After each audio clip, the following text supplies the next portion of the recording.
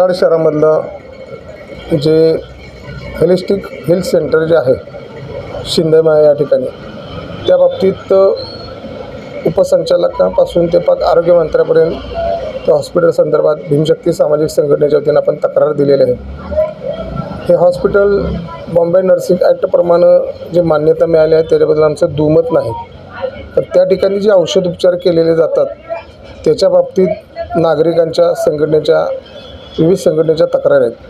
ह्या अनुषंगानं काल परवा माननीय दक्षिणचे आमदार अतुलबाबा भोसले यांना सुद्धा निवेदन दिलेलं आहे।